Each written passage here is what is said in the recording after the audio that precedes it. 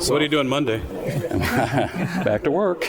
Yeah, good to be here again with you all. Thanks for coming. And, when I kind of think back at this session, a very long, short session, since we got baseball season coming up, it seems like we hit a lot of singles and not a lot of home runs.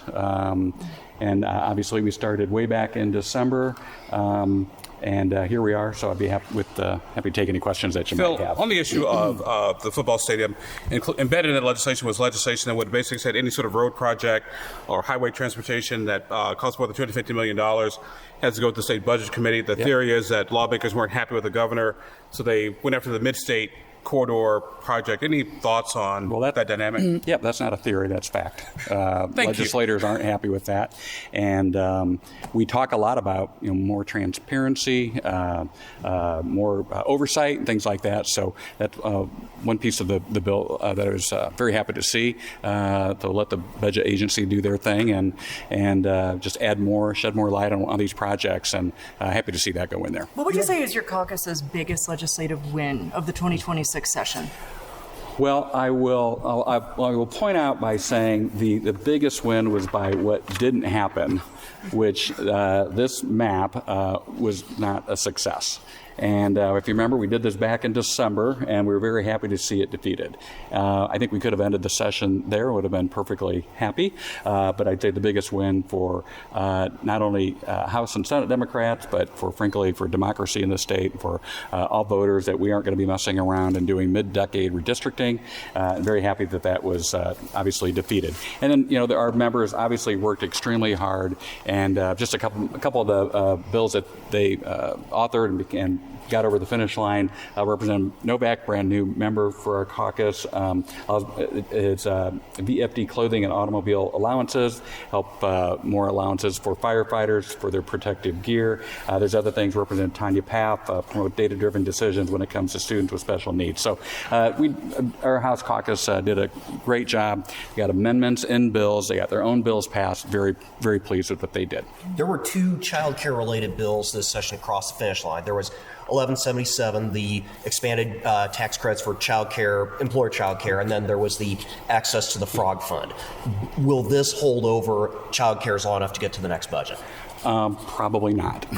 We still have a wait list, and we still have providers that are closing because there's just not enough money to help providers and get folks off this wait list. We could if we wanted to, but unfortunately, I don't think, while those are nice steps, again, and I mentioned we had a lot of singles, and these remind me of more like bunt singles, but just not good enough, in my opinion, to really kind of make a dent in the wait list and to help those providers that are closing, and that's what's really causing the problem in the state. How did the Haley Busby case impact the conversation around social media guidelines in this building? Oh, I think it had a great impact. It wasn't, was it a year ago, I think, where Fort Wayne Community Schools up in my area passed a referendum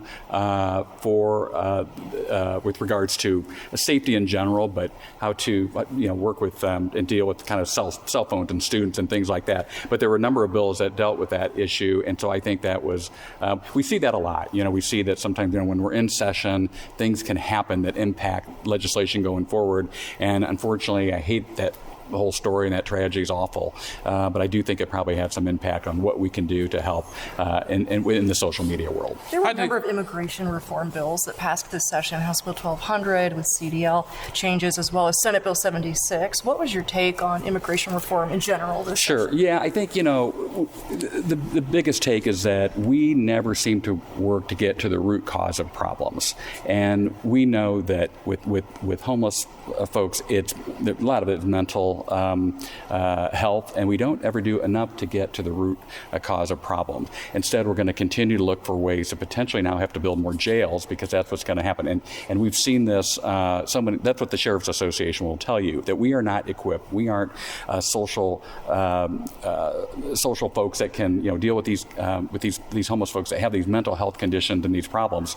And so while it may seem like we're going to be doing something, in the end, we're not really solving the problem. In fact, we're probably adding to our problem with not probably, frankly, more overcrowding of jails. Several Democrats changed their vote on the carbon bill to vote for it. Do you have any insight on their thinking with that? I don't know. I have not talked to each of them individually as to why they did that. So Regarding I don't the know. casino that could be coming to your neck of the woods, are you happy with that, where that ended up, and are you concerned about the cost of the application fee plus the required cost of investment into the casino?